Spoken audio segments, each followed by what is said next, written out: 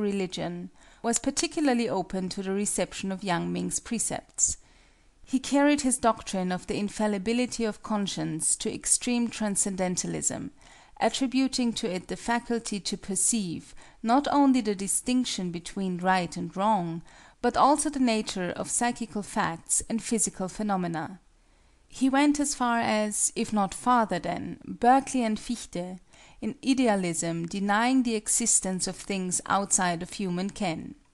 If his system had all the logical errors charged to solipsism, it had all the efficacy of strong conviction, and its moral import in developing individuality of character and equanimity of temper cannot be gainsaid.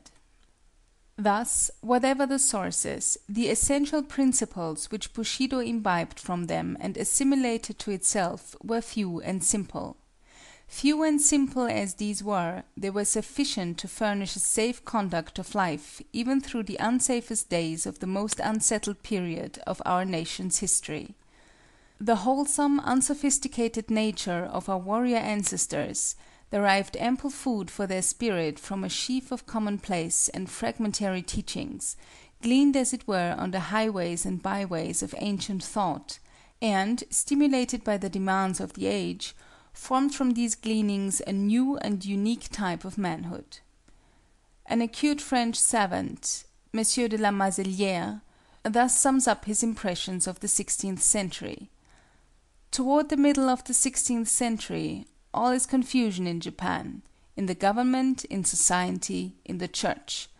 But the civil wars, the manners returning to barbarism, the necessity for each to execute justice for himself, these formed men comparable to those Italians of the 16th century in whom Taine praises the vigorous initiative, the habit of sudden resolutions and desperate undertakings, the grand capacity to do and to suffer. In Japan as in Italy, the rude manners of the Middle Ages made of man a superb animal, wholly militant and wholly resistant. And this is why the 16th century displays in the highest degree the principal quality of the Japanese race, that great diversity which one finds there between minds, esprits, as well as between temperaments. While in India and even in China, men seem to differ chiefly in degree of energy or intelligence, in Japan they differ by originality of character as well. Now, individuality is the sign of superior races and of civilizations already developed. If we make use of an expression dear to Nietzsche, we might say that in Asia, to speak of humanity is to speak of its plains; in Japan, as in Europe, one represents it above all by its mountains. End of chapter 2.